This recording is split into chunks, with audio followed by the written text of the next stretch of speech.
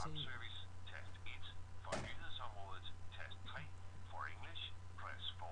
For omstilling direkte, tast 9. Foretager du intet valg, bliver du stillet om til omstilling.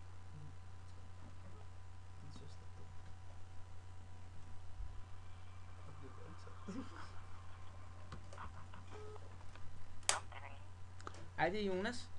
Hej. Hej. Jamen, er det hos DR1? Om det er hos DR1? Altså DR-byen? Ja, det er DR-byen, ja. Okay. Jamen, det er fordi, jeg kunne godt tænke mig at komme med, eller komme med i et program. I et program? Ja. Hvordan mener du, at du vil med i et program? Jamen, altså, 2 sekunder. Kan du vente et øjeblik? Ja, det kan jeg sagtens. Jeg vil gerne interviews. Du vil interviewe Ja. på... For min søster, hun døde i en højresvingsulykke. Om hvad gjorde hun? Hun døde i en højresvingsulykke. Ja. Og så kunne det jo være meget godt at blive måske interviewet på det sted, det skete. Så folk kan vide, at de skal altså passe på, når de holder ved sådan en lastbil på en cykel. Ja, det gør det.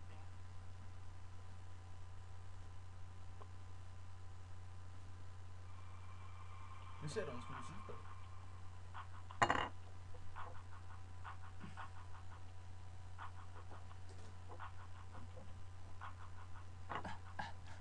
Det er nyheder. Altså, Hej. ja, men det var fordi, jeg vil gerne interviews Okay. Ja. Om hvad? om min søster. Hun døde i en højresvingsulykke. En hvad for en ulykke? Højresvingsulykke. Altså, hun blev kørt ned af en lastbil. Okay. Ja. Og hvad vil du gerne tvivls om, siger du?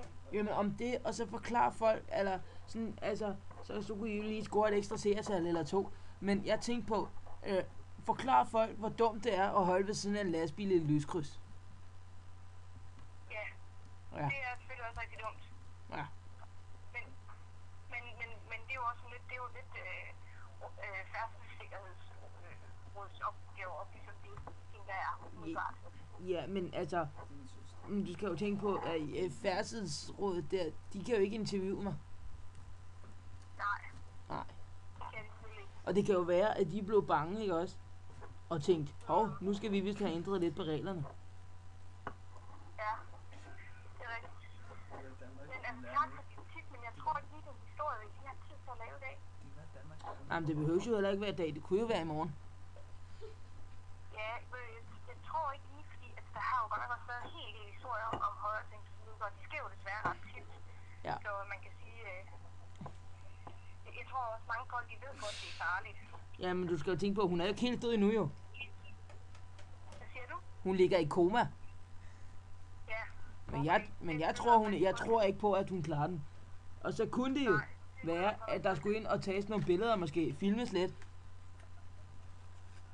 Ja, det tror jeg nu for din søsters skyld måske ikke er en god idé. Det kan jo være, at hvis hun vågner op, så vil blive ked af det. Man kan sige det nu, kan man jo ikke rigtig spørge hende. Ja, men du skal jo tænke på, at hun blev kørt ned af en lastbil. Jeg tror sgu ikke, hun vågner forløbig. Nej, ved du hvad, altså normalt så plejer vi faktisk ikke at lave historier om folk, som ikke selv kan spørges i en situation som det her. Nej, men skal vi så ikke lave en aftale om, hvis jeg går ind og rusker lidt i hende, og får hende til at skrive under på et stykke papir om, at hun synes, det er helt i orden.